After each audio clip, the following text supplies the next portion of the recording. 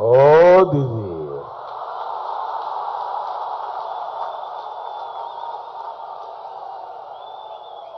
দিদি, ও দিদি, ए दीदी, आंख खोल कान खोल कर सुन लो। বিধানসভার প্রথম দফা ভোটের শেষ মুহূর্তের প্রচার যখন তুঙ্গে, ঠিক তখনই প্রধানমন্ত্রী নরেন্দ্র মোদী এবং কেন্দ্রীয় স্বরাষ্ট্রমন্ত্রী অমিত শাহের মন্তব্য ঘিরে জোর চর্চা শুরু রাজ্য রাজনীতিতে। 21-এর বিধানসভা নির্বাচনে ভোট প্রচারে এসে প্রধানমন্ত্রী নরেন্দ্র মোদী বলেছিলেন, দিদি ও দিদি। ও দিদি,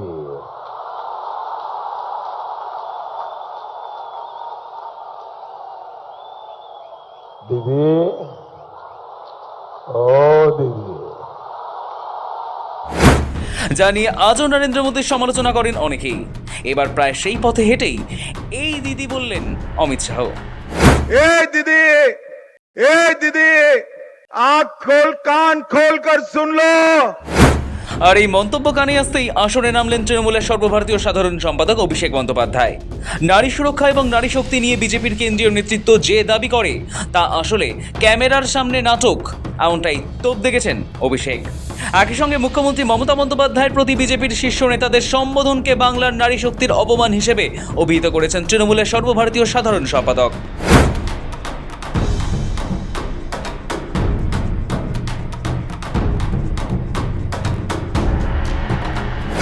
আসলে 2021 সালে রাজ্য বিধানসভা ভোটের প্রচারে এসে মমতা বন্দ্যোপাধ্যায়কে কটাক্ষ করতে গিয়ে দিদি ও দিদি সুর তুলেছিলেন প্রধানমন্ত্রী নরেন্দ্র মোদী।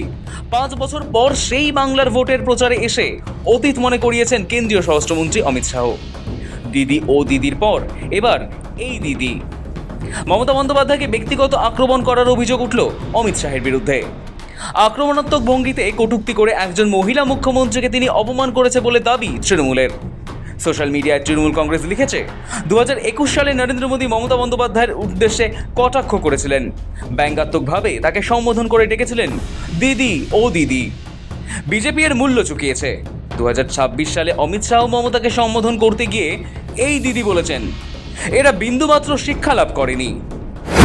ए दीदी, ए दीदी, ए दीदी। দিদি,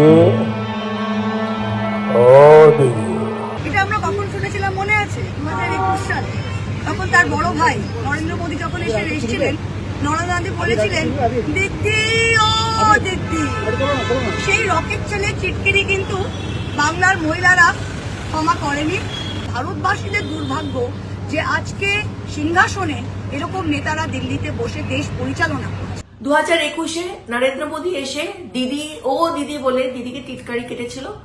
তার রেজাল্ট আপনারা পেয়েছিলেন। ভালো করে বাংলার মানুষ আপনাদেরকে বুঝিয়ে দিয়েছিল, বাংলার মা বোনেরা।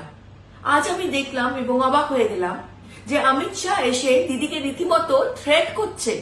আপনাদের কি ম্যানার্স, এটিকেট, কালচার কোনোটাই নেই। আর ঠিক এই কারণে বাংলার মানুষ, বাংলার মা বোনেরা আপনাদেরকে ভোট দেবে না। এই মহিলার প্রতি আমরা বুঝতে পারছি এক নারী সব পে ভারী।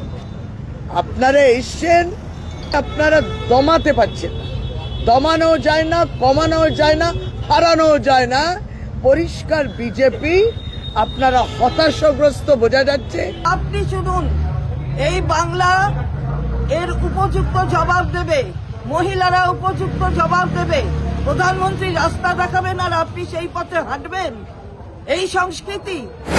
এই প্রসঙ্গ নিয়ে সোশ্যাল মিডিয়ায় পোস্ট করেছেন অভিষেক বন্দ্যোপাধ্যায়ও।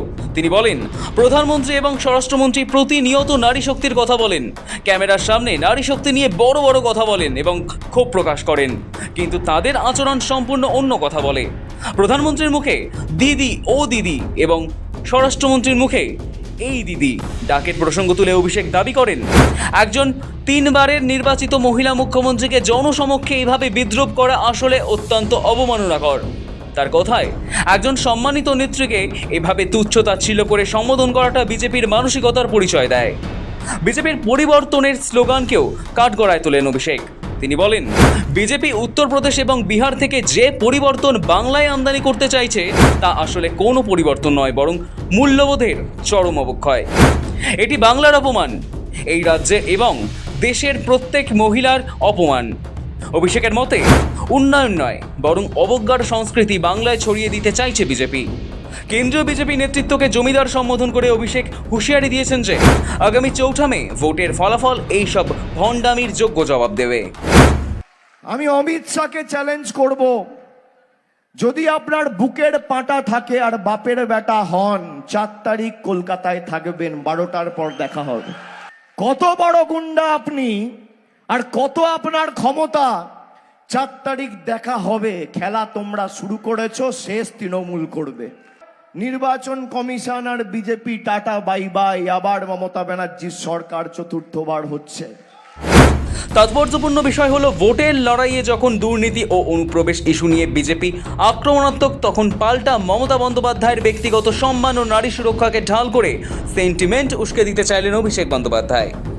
ঘরের মেয়ে আবেগ জিয়ে রেখে তৃণমূল নেতৃত্ব আসলে নারী ভোটারদের কাছে এই বার্তাই পৌঁছতে চাইছেন যে বিজেপির কেন্দ্রীয় নেতারা বাংলার কৃষ্টি ও নারীদের প্রতি শ্রদ্ধাশীল নন। 4 মে গণনার দিন অভিষেকের এই জমিদার তত্ত্বে বাংলার মানুষ শিলমোহর দেয় কিনা সেটাই এখন দেখার। ব্যুরো রিপোর্ট, সময়, কলকাতা।